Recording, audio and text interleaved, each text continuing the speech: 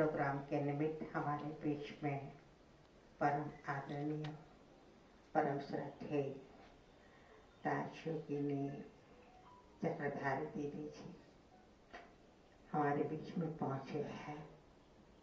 दीदी जी का बहुत बहुत दिल से स्वागत है, स्वागत है, स्वागत है। साथ साथ हम सब जानते हैं, देखते हैं चारों तरफ एक के बाद एक प्रोग्रामों की भरमार चल रही है। तो ऐसे ही हमारे परम आदरणीय सरला दीदी जी भी विशेष एक प्रोग्राम पूरा करके दूसरा प्रोग्राम पूरा करके कोई न कोई प्रोग्राम के निमित्त कहाँ न कहाँ जाना होता है। आप भी विशेष प्रोग्राम के निमित्त पूना गए हुए थे और पूना से ही सीधा कल यहाँ हमारे पास पहुँचे हैं। तो दीदी का भी बहुत बहुत दिल से स्वागत है, स्वागत है, स्वागत है। और साथ में विशेष स्वामी जी भी परम आदरणीय महामंडलेश्वर संत श्री कमल किशोर जी है, वो भी हमारे बीच में पहुंचे हैं। और आप भी ओआरसी के अंदर जो विशेष संत सम्मेलन रखा गया था, तो 5 तारीख तक तो आप भी वहाँ गुड़गांव ओआरसी में ही थे। वहाँ से वापस आप सहारनपुर गए और सहारनपुर से रात्रि को 12 बजे की ट्रेन में बैठे और कल रात को 8 बजे हमारे पास पहुंचे। तो ऐसे आप भी वहाँ का प्रोग्राम पूरा करके सीधा हमारे पास पहुंचे हैं। आपका भी बहुत बहुत दिल से स्वागत है, स्वागत है। और आप सभी जिसके निमित्त आप बहुत समय से इंतजार करते हैं, विशेष प्रोग्राम जो आज हमारा है, पवित्र जीवन यात्रा महोत्सव, जिसके अंतर्गत विशेष युगल लक्ष्मी नारायण स्वरूप बन करके चल रहे हैं। और उस प्रोग्राम के निमित्त ये सारी तैयारियां चल रही है। और वही प्रोग्राम जो हमारा शाम को संपन्न होना है। तो आप सबका भी जो उमंग उत्साह था, जो इंतजार था, वो इंतजार की घड़ियां भी पूरी होने जा रही है। आपका भी बहुत बहुत स्वागत है। अभी हम परम आदरणीय चक्रधारी दीदी जी से सुनेंगे।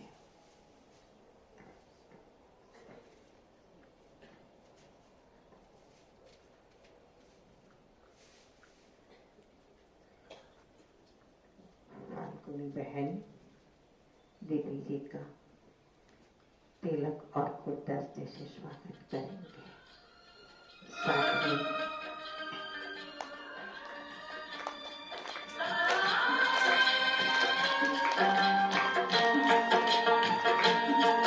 ममता के मंदिर की है तू सबसे प्यारी मूरत।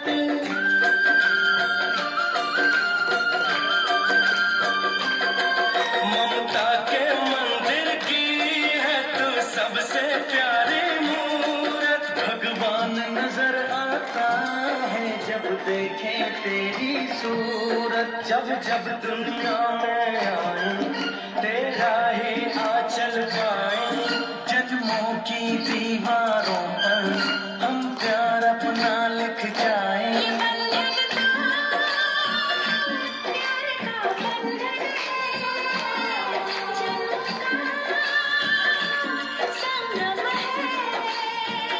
ये बंधन तो प्यार का बंधन है, जन्मों का संगम है।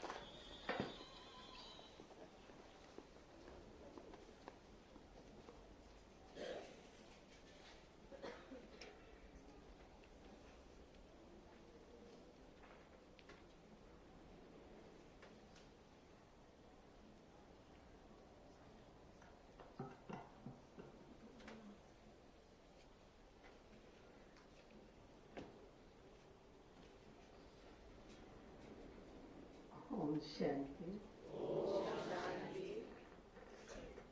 बड़े सौभाग्य का आज दिवस है कि मुझे प्रथम बार सूरत नगरी में सूरत के निवासी ब्राह्मण कुलभूषणों का दर्शन करने का सौभाग्य प्राप्त हुआ।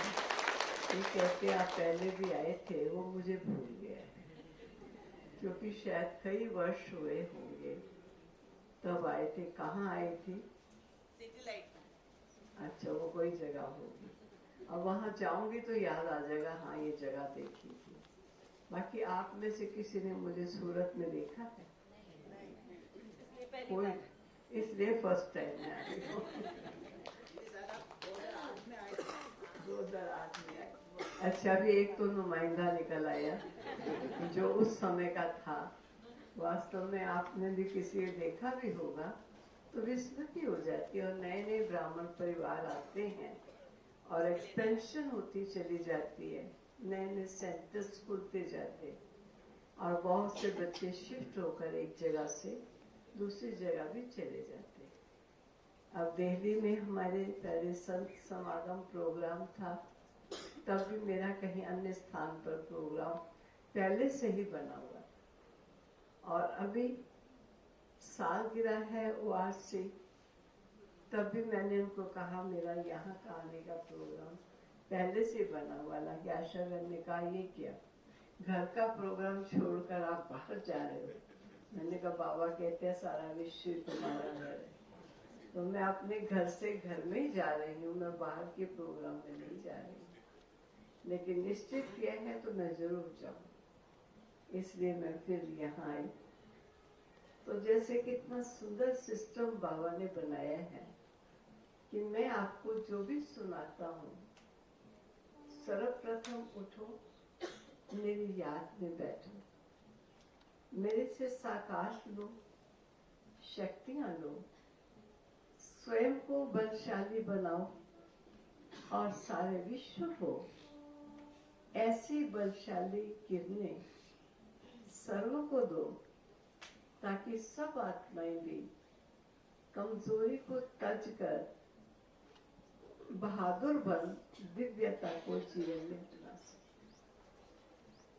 और सर्वप्रथम बाबा के महावाक्य फिर हम सुनते हैं, जो सारा दिन के लिए हमें गाइडेंस मिलती है और बहुत चीजों की हमें समझ मिल जाती इन एडवांस। बाबा ने एक वाणी में बहुत सुंदर सुनाया था, ये बच्चे दुनिया में सभी कहते हैं भगवान एक। अगर भगवान एक है तो उसका मंदिर एक ही होना चाहिए, उसका मंदिर अनेक क्यों बने? कहीं श्री राम जी का मंदिर है तो कहीं हनुमान जी का मंदिर है, कहीं अन्य देवी देवताओं का मंदिर है। ये भिन्न भिन्न मंदिर क्यों बने, जबकि मैं सर्वका परम पिता परमात्मा एक ही हूं? तो बाबा ने बड़ा सुंदर स्पष्ट किया था कि मैं सर्व आत्माओं का परम पिता, और मैं पावन सृष्टि की स्थापना करने उस समय आता हूँ जब सृष्टि पतित पुरानी विकृत विकारी बन चुकी हो। और जिस समय मैं इस महान कर्तव्य के लिए इस धरा पर अवतरित होता हूँ, तो जो मेरे बच्चे अपने जीवन को पवित्र बनाकर अनेक आत्माओं के जीवन को पवित्रता की, ऐसे कहोगे, अंजलि देते हैं, पवित्र का संदेश देते हैं, वो मेरे बच्चे मेरे कर्तव्य में सहयोगी बच्चे होते हैं। और ये जो भिन्न भिन्न मंदिर बने होते हैं, ये मेरे सहयोगी बच्चों के मंदिर बने, क्योंकि मेरे कर्तव्य में सहयोगी बच्चे प्रारब्ध में देव पद की प्राप्ति करते हैं। तो दुनिया को नहीं मालूम ये देवता कैसे बने, मैं तो बच्चों को बताता हूँ कि मेरे इस महान कर्तव्य में जो मेरे बच्चे सहयोगी बने, उन्होंने सहयोग के परिणाम स्वरूप जिस देव पद को प्राप्त किया, समान बाप उनके भी मंदिर बने और वो भी पूजनीय बने। तो वो कौन है? नशा रहे वो हम है, जो बाबा के सहयोगी बच्चे। बाबा बच्चों को यही एक बात कहता है कि बच्चों को ये निश्चय चाहिए कि कहने वाला कौन है। ये कोई मानव नहीं है, ये कोई धर्म पिता नहीं है, ये कोई महान आत्मा नहीं है। ये तीनों कालों तीनों लोगों को जानने वाला सर्वशक्तिवान परम पिता परमात्मा है, जिसने हम बच्चों को देवता बनाया। वो हम बच्चों को संदेश देता है, ये मेरे ही बच्चे हैं जिन्होंने मेरे कर्तव्य में योगदान दिया। बहुत बड़ी बात निश्चय की है। अगर निश्चय है तो बहुत ऊंचे पद को प्राप्त कर सकते हैं। मैं एक समय का एग्जाम्पल देती हूँ। जिस समय भारतवर्ष और पाकिस्तान, इन दो देशों का आपस में बंटवारा हुआ और बंटवारे के समय पाकिस्तानी जो मुस्लिम थे वो उस तरफ गए और जो भारत के हिंदुस्तान कहलाने वाले थे वो इस तरफ आए। ऐसी गाड़ियां भर भर के उधर जाती थी, गाड़ियां भर भर के इधर आती थी। परिवर्तन हुआ। मैं भी उस समय थी, चाहे मैं छोटी थी, लेकिन मुझे अपनी पुरातन याद अभी भी बिल्कुल क्लियर है। मुझे याद है जब पार्टीशन हुआ और पार्टीशन के बाद कोई बॉम्बे की तरफ चले गए, भुसावल की तरफ चले गए, कोई दिल्ली की तरफ, वैरायटी जगहों पर गए। लेकिन गवर्नमेंट ने कुछ समय के पश्चात ऐलान किया, भारत की गवर्नमेंट ने, कि जो जिस जॉब में थे वो गवर्नमेंट को अप्लाई करे, हम उनको यहाँ पर वो जॉब देंगे। और दूसरा ऐलान निकला कि जिनके पास जितनी भी जायदाद थी, मकान थे, जमीनें थी, वो सब क्लेम भरो, हम आपको मकान, जमीनें, जायदाद यहाँ भारत में देंगे। और जब ये निकला कि उनको नौकरियां दी जाएंगी, तो जिन जिन की जहां जहां नौकरी थी और जहां पता चला कि यहाँ वो नौकरी शुरू हुई है तो वहां चले जाते थे। हम दिल्ली में आए, लौकिक पिताजी बैंक में नौकरी करते, तो यहाँ उनको पंजाब नेशनल बैंक था, उसमें उनको नौकरी थी, तो दिल्ली में बसे। और कुछ समय के बाद निकला, क्लेम कीजिए, आपको अगर जमीन जायदाद कुछ भी है तो आपको दी जाएगी।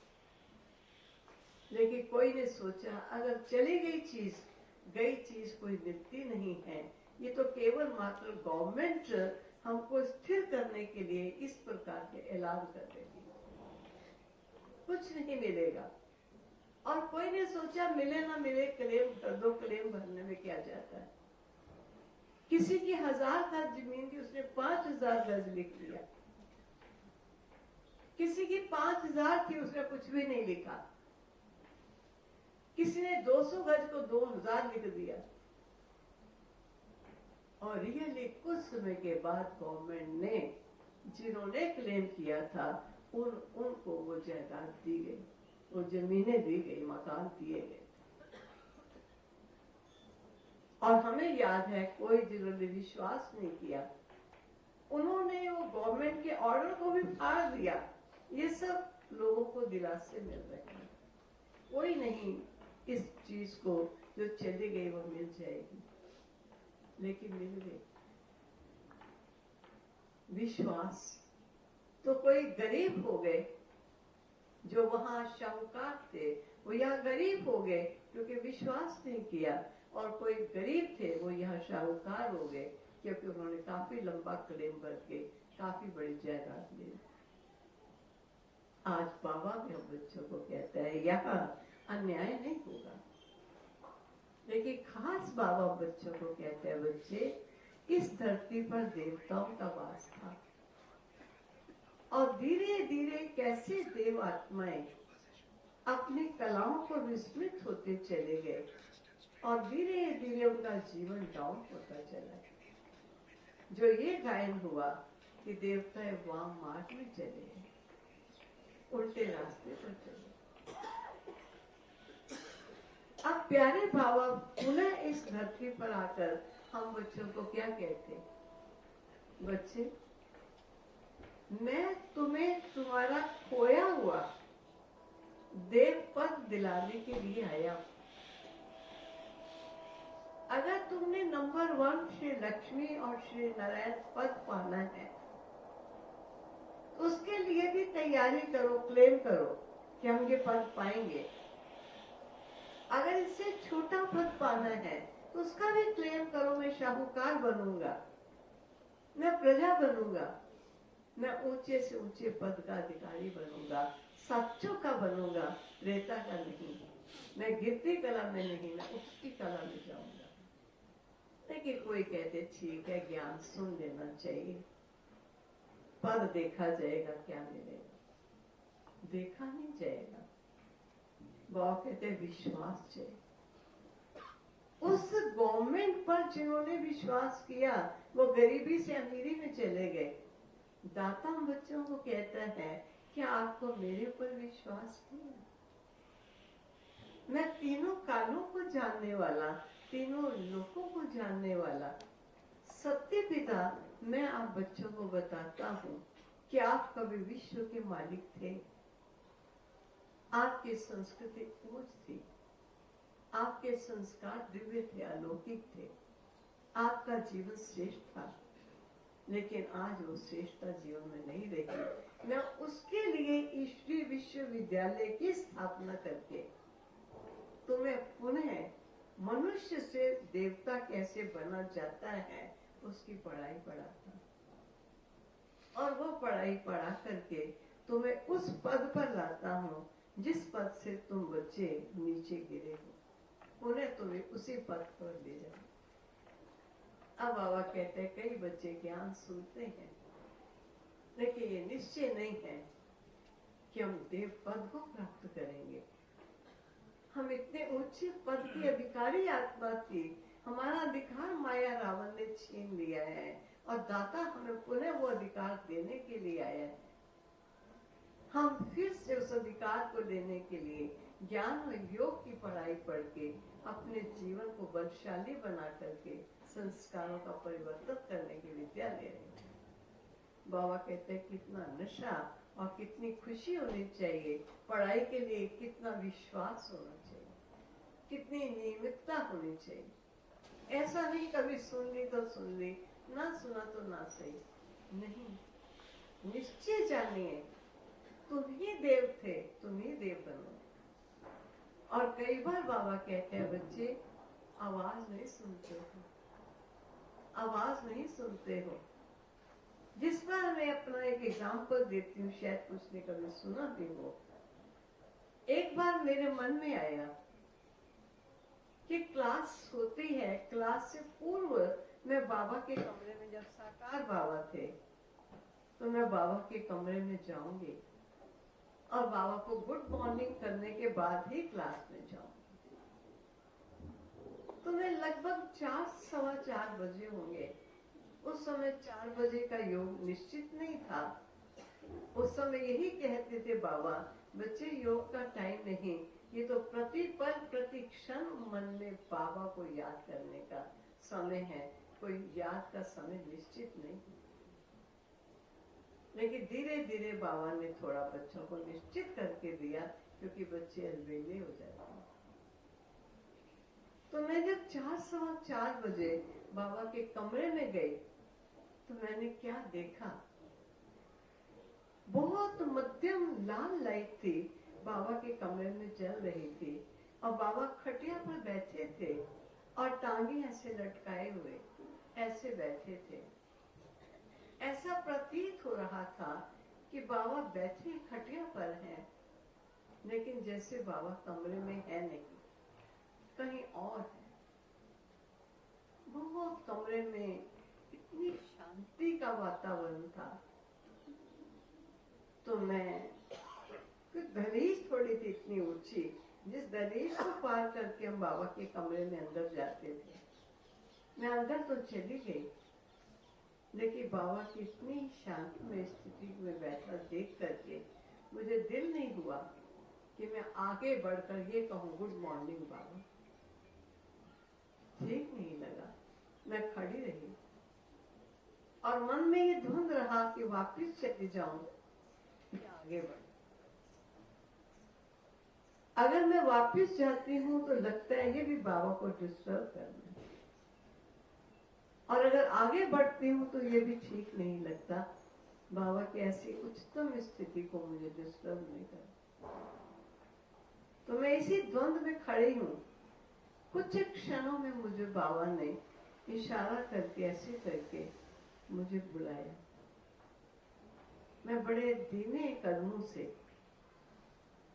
बाबा की तरफ बढ़ी, तो बाबा ने मेरी केवल एक अंगुली पकड़ करके, जैसे कोई शेकेंड करता है, बड़े धीमे से शेकेंड करके मुझे दृष्टि दी।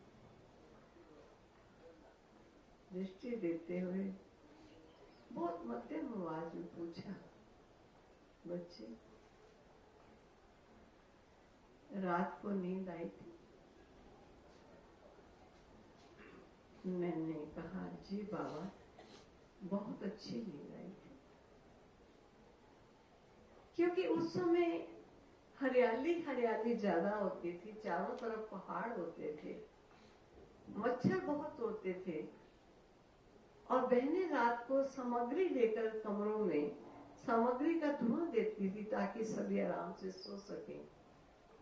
तो मैं कोई योग में तो खड़ी नहीं थी, द्वंद्व में खड़ी थी। मैं नहीं समझ सकी बाबा मुझे क्या कहना चाहते हैं। कहा, बच्चे नींद आई?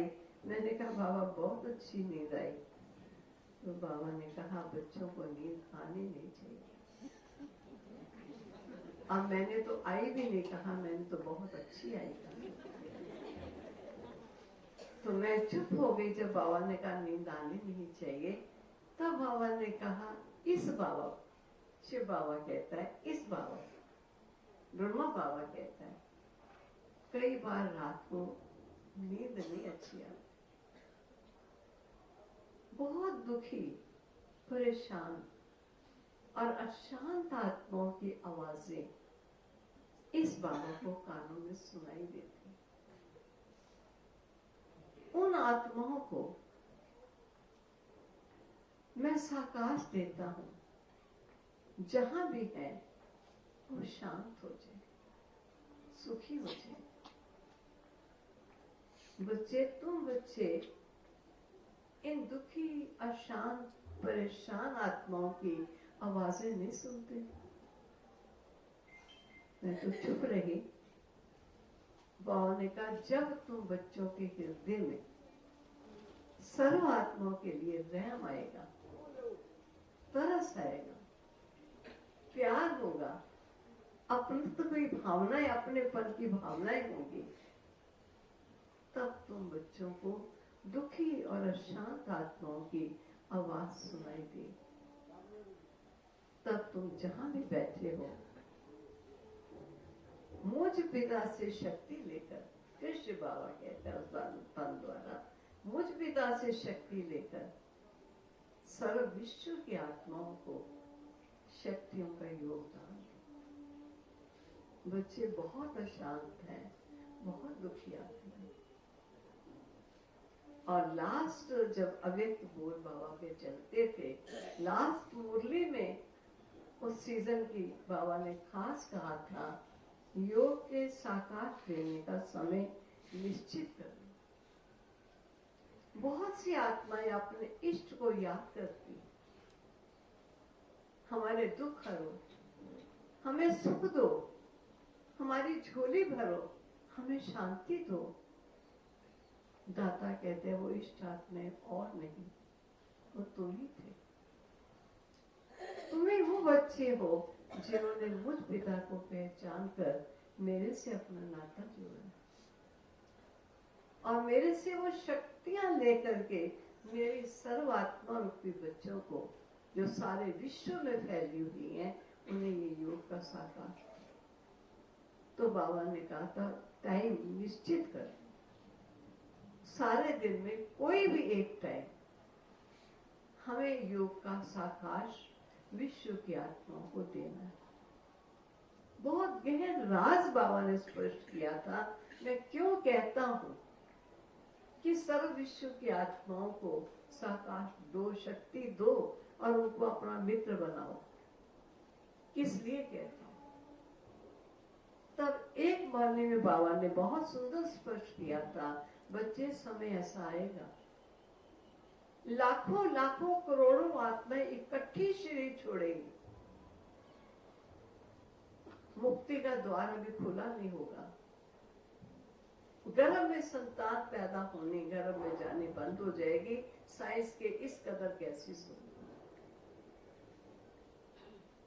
मेरे वो बच्चे उस समय वातावरण में मंडराएंगे क्योंकि उनके कोई रहने का स्थान नहीं होगा। एक जगह से शरीर छोड़ दिया, मुक्ति का द्वार खुला नहीं, जन्म दूसरा ले नहीं पा रही, वातावरण में भटकेगी। उस समय जब तुम बच्चे शांति में बैठोगे योग करने के लिए, ये आत्माएं तुम्हें शांति में बैठने नहीं देंगे। उस समय ये आवाज आएगी, ये शांति हमें चाहिए, क्योंकि वो घर घाट सब छूट चुका है। आप उस समय अध्ययन करने बैठोगे, आपका अध्ययन में मन नहीं लगेगा, वो आपको अध्ययन नहीं करने देंगे। उस समय उनको ये होगा, ये सब चीजें हमें चाहिए।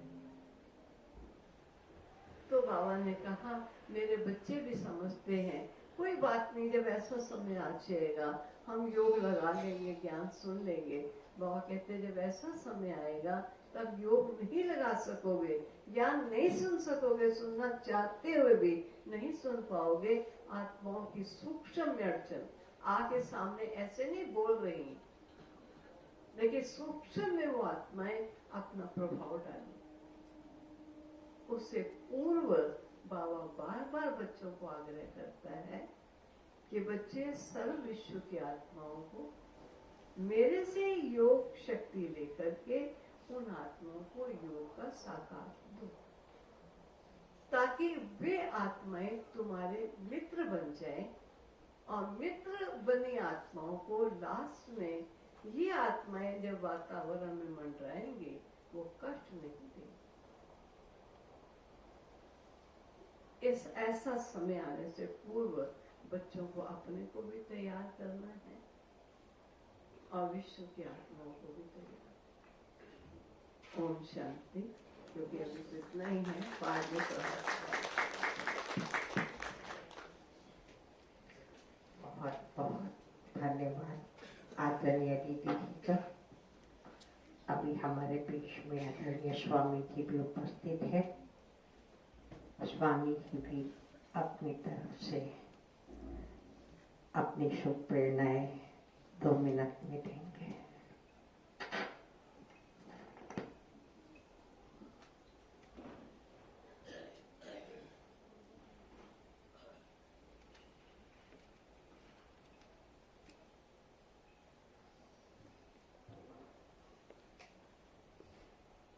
सर्वप्रथम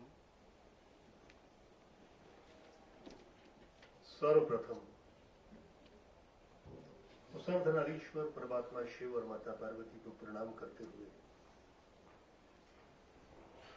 और आप सभी को मेरा प्रणाम स्वीकार हो।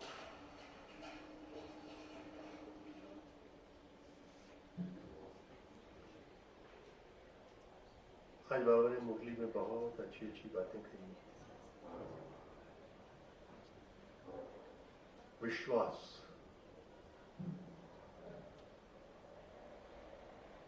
ये एक ऐसा शब्द है जो अगर जीवन में उतार लिया जाए तो संपूर्ण जीवन को बदल सकता है।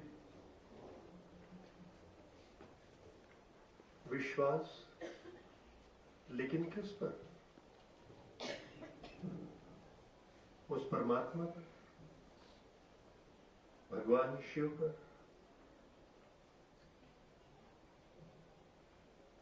पूर्ण विश्वास मानव को बदल सकता है। आप सभी जो हमारे समक्ष पवित्र आत्माएं बैठे हुए,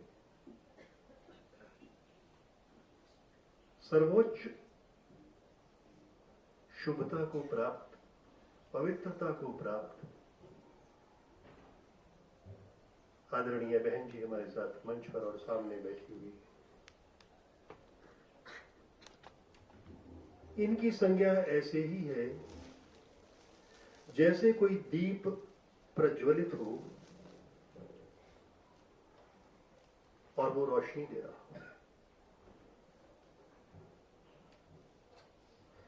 मानव अंधकार में भटक रहा है,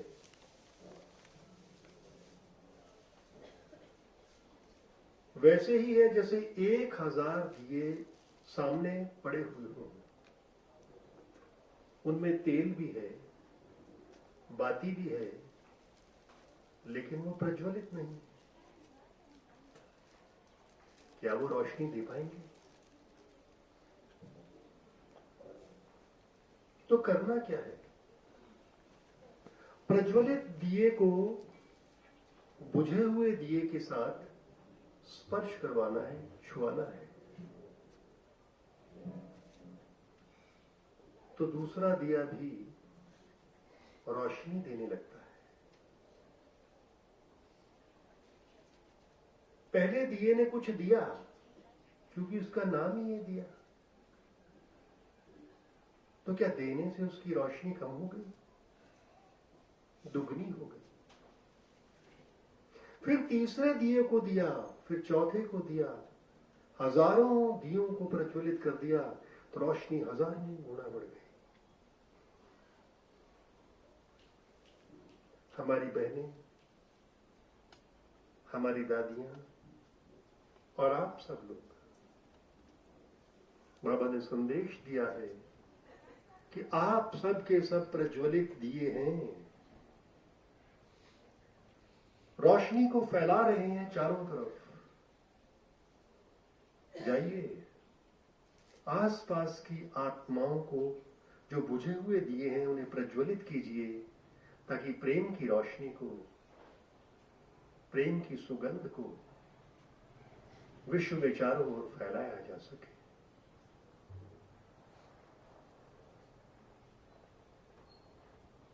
आप ही लोग हैं जो ये कार्य कर सकते हैं। आप ही हैं जो देवता हैं, देने वाले हैं, और देने वाले के पास अगर कुछ होगा तभी तो देगा। मेरे पास मान लीजिए कि 2000 रुपए हैं, मैं 100 बहन जी को दे दूं, 1000 इधर बहन जी को दे दूं, 500 आपको दे दूं, 200 आपको दे दूं, एक समय ऐसा आएगा कि मैं खाली हो जाऊंगा, कोई रुपया नहीं बचेगा। लेकिन एक दिए ने जब दूसरे दिए को कुछ दिया, तो क्या वह खाली हुआ? नहीं हुआ, और भी प्रकाश फैला दिया उसने। आप सभी के पास प्रेम की धाराएं हैं, अथाह सागर है यहां पे। बांटिए अपने प्रेम को, बांट रहे हैं आप, और इसलिए हमारी दृष्टि में आप सभी लोग देवता पद को प्राप्त कर चुके हैं। हम इन वस्त्रों में सन्यासी हैं, साधु हैं, संत हैं, महात्मा हैं, आचार्य महामंडलेश्वर हैं, लेकिन आप श्वेत वस्त्रों में साधु और संत हैं, ये बहुत बड़ी बात है। सांझ को फिर मिलेंगे। एक बार फिर मैं नारायण भाई जी का, जिन्होंने हमें यहां पर आने के लिए प्रेरित किया, रामनाथ भाई जी का, जिन्होंने हमें यहां आने के लिए प्रेरित किया, बहन फागुनी जी का, रंजना जी का, दीदी चक्रधारी जी का, जिन्होंने इतना अच्छा हमें ज्ञान दिया। आप सभी को एक बार फिर से धन्यवाद देता हूँ। सांझ को फिर मिलेंगे, मिलते रहेंगे, यूं ही मिलते रहेंगे। एक बार फिर से आपके भीतर बैठे हुए उस परमात्मा शिव के अंश को मेरा प्रणाम स्वीकार करें।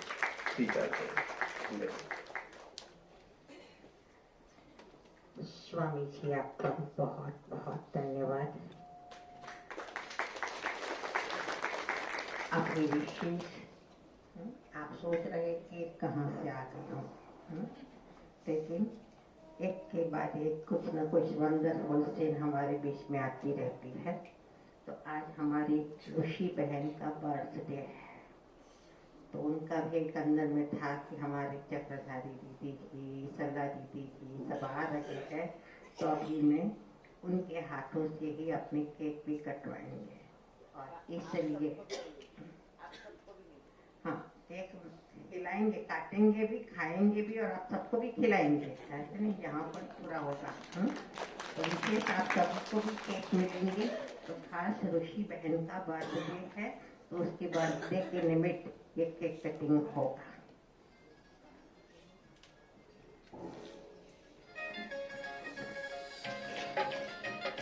ऋषि बहन को 20 वर्ष इस ईश्वरीय ज्ञान में पूरे हुए, समर्पित हुए। तो उसके निमित्त आज हम सब खूब दिल से ऋषि बहन को अपनी शुभकामनाएं और दुआएं दे रहे हैं। उसने बहुत अच्छी प्रगति इस ईश्वरीय जीवन में की है और भी आगे बढ़ते हुए अपने प्रैक्टिकल जीवन के द्वारा बाबा को प्रत्यक्ष करती रहेंगी। बैठे हुए हमारी आदरणीय चक्रधारी दीदी पुष्पों से ऋषि बहन का स्वागत करें।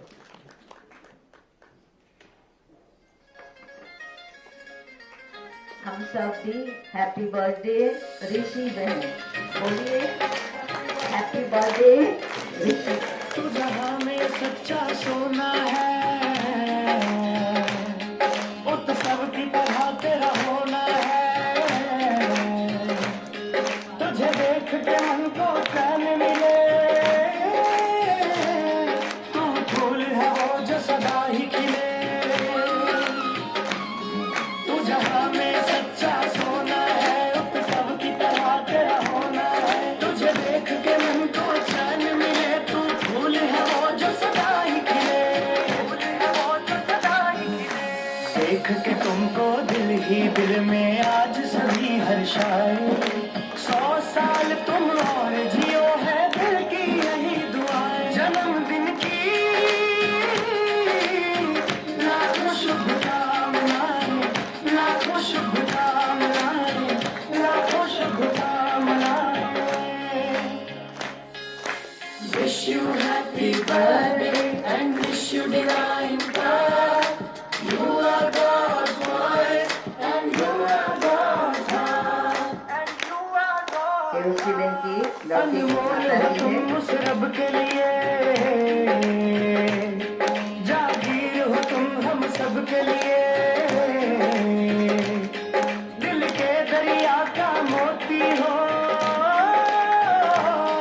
हम सब के नयन की ज्योति हो। अनमोल हो तुम उस रब के लिए, जागीर हो तुम हम सब के लिए। दिल के दरिया का मोती हो, हम सब के नयन की ज्योति हो। झूम रही है देख देख के तुमको चहुं दिशाएं। 100 साल तुम और जियो है दिल की यही दुआएं। जन्मदिन की लाखों शुभकामनाएं, लाखों शुभकामनाएं, लाखों शुभकामनाएं।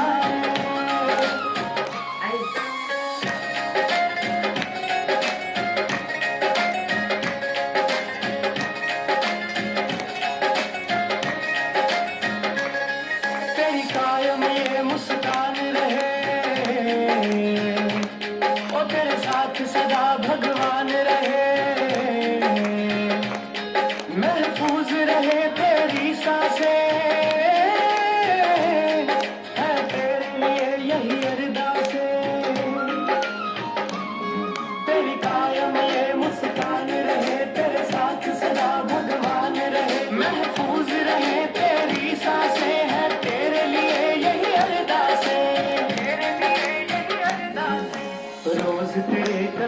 को छुए दुनिया की शुद्ध हवाएं 100 साल तुम और जियो है दिल की यही दुआएं जन्मदिन की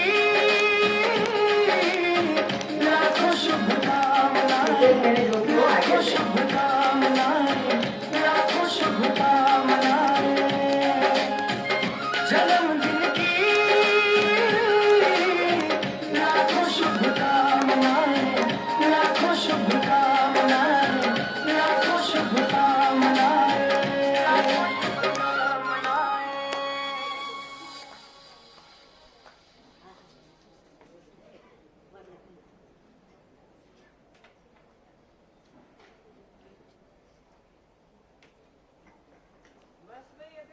बहुत बहुत बहुत ऋषिबेन को बधाई बधाई बधाई और बाबा की सेवा में आगे बढ़ते रहे बाप को प्रत्यक्ष करें स्वयं के चलन चेहरे कर्तव्य द्वारा ऐसी बहुत बहुत शुभकामनाएं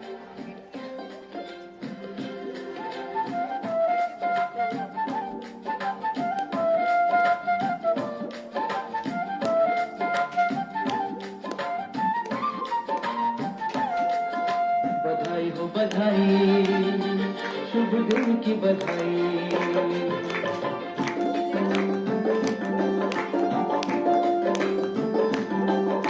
बधाई हो बधाई शुभ दिन की बधाई बधाई हो बधाई शुभ दिन की बधाई सभी भाई बहने पहले भाई लोग आएंगे बधाई जन्मदिन की बधाई बधाई हो बधाई जन्मदिन की बधाई जन्म दिवस आप लोग अपनी जगह पर बैठे रहेंगे दीदी पहले जा रहे हैं आपको सबको यहीं से टोली मिलेगी ऋषिबेन के अपने हाथों से ही सबको टोली मिलेगी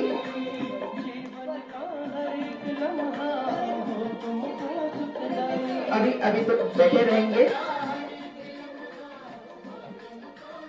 दीदी अपने आगे के प्रोग्राम के लिए जाएंगे हम बैठे रहेंगे सभी फिर टोली लेकर के यहाँ से जाएंगे सेवाधारी जो है वो नाश्ता के लिए भी जाएंगे जो भी सेवाधारी आए हैं वो अपने फिर सेवा में भी लगेंगे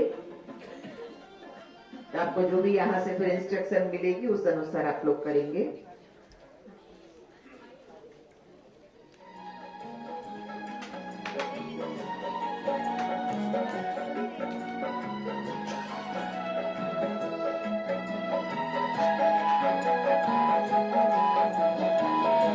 जब भी निगाह